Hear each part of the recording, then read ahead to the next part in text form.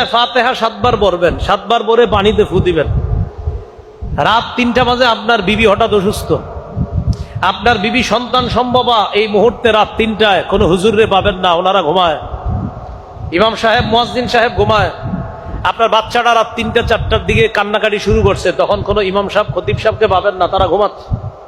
শীতকালে তো পাবেন না, কারণ শীতকালে ফজর হবে প্রায় এই 6টা বাজে গিয়ে। ওই মুহূর্তে আপনি ওখানে যাবেন না, যাওয়ার দরকারও নাই, কারণ তারা তখন ঘুমায়। বাস আপনি সূরা ফাতিহা 7 বার পড়েন, পানিতে ফু দেন, ইয়াকিন করেন সন্তানকে খাওয়ান, বিবিকে খাওয়ান। আল্লাহ তাআলার এই কোরআনের বদৌলতে, রাসূলের হাদিস প্রমাণ করে, ইয়াকিন থাকলে ওই রোগীকে আল্লাহ আরোগ্য দান করেন। একটা হাদিস শোনাই, মজার হাদিস, বিসমিল্লাহ। রাসূলুল্লাহ সাল্লাল্লাহু আলাইহি সাল্লামের নবীজির একদল সাহাবী এক জায়গায় গেছে যুদ্ধে, জিহাদে। যাওয়ার পর তাদের খানা শেষ হয়ে গেছে, তো খানা শেষ হয়ে যাওয়ার পর এমন অবস্থা হয়েছে, মুসাফির মানুষ, খাবার নাই।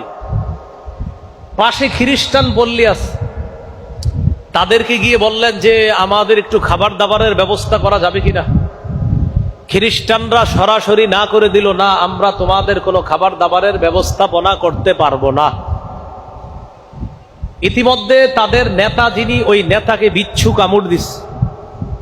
বিচ্ছু কামড় দেওয়ার পর সমস্ত ডাক্তার কবিরাজ আনে, কাজ হয় না। তারা পরামর্শ করলো, পাশে একদল মুসলমান আছে, তাদের মাঝে কেউ যদি ঝাড়ফুঁক করে, এই ঝাড়ফুঁক কেউ করতে পারলে তাকে আমরা নিয়ে আসি, দেখি ঝাড়ফুঁক করার পর কোনো কাজ হয় কিনা। মুসলমানদের সদস্য সংখ্যা ছিল মোটামুটি অনেক। তো মুসলমানদের কাছে গেছে, যাওয়ার পর ওই যে যারা মুসলমানদেরকে খাবার দিতে চায় নাই, তাদের এক প্রতিনিধি দল মুসলমানদের আমির সাহেবের কাছে গিয়ে বলে, আফিকুম রাকিন, তোমাদের মাঝে কি ঝাড়ফুঁক করতে পারো, কেউ আসো? মুসলমানদের আমির সাহেব যিনি, তিনি বললেন, হ্যাঁ আসি তো, কেন?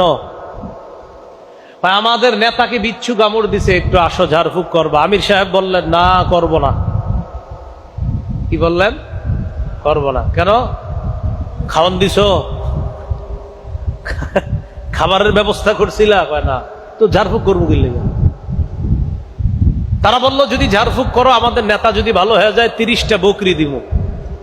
কয়টা বকরি? 30। এখন খানা দিতে চায় না আগে, এখন কয়টা বকরি দিবে?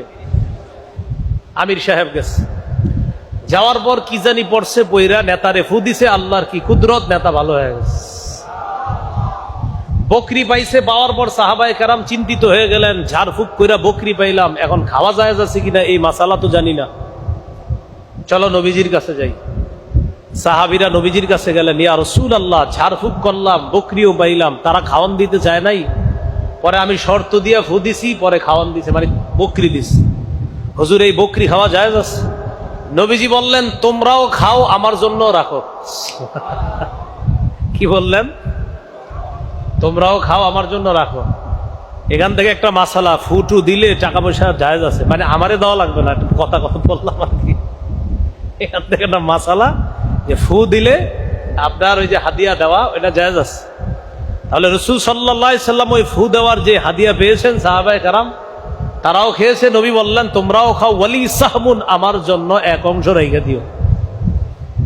যাই হোক, তো নবীজি বললেন, সব ঠিক আছে, আচ্ছা তুমি কি বইরা ফু দিছো, ভালো হয়ে গেছে? তো বললেন, হুজুর আপনি বলছেন সূরা ফাতিহা, এটাকে বলছেন শিফা। সূরা ফাতিহার একটা নাম শিফা, এটা আরোগ্যের সূরা। এই সূরাটা হুজুর আমি 7 বার বইরা ফু দিছি, ভালো হয়ে গেছে। নবীজি বললেন, হ্যাঁ ঠিক কাজ করছো তুমি। তাহলে আমাদের কোনো ঝামেলা হইলে, সমস্যা হইলে, আমরাও কয়বার সূরা ফাতিহা পড়বো? 7 বার পরে ফু দিব, পান করব। আল্লাহ তাআলা বললেন, কোরআন ওয়াজ, কোরআন নসিহত, কোরআন অন্তরের রোগের আরোগ্য, কোরআন শারীরিক রোগের আরোগ্য। আল্লাহ আমাদের সকলকে এই কোরআন থেকে ঔষধ গ্রহণ করার তৌফিক দান করুন। আরেকটা হাদিস শুনুন।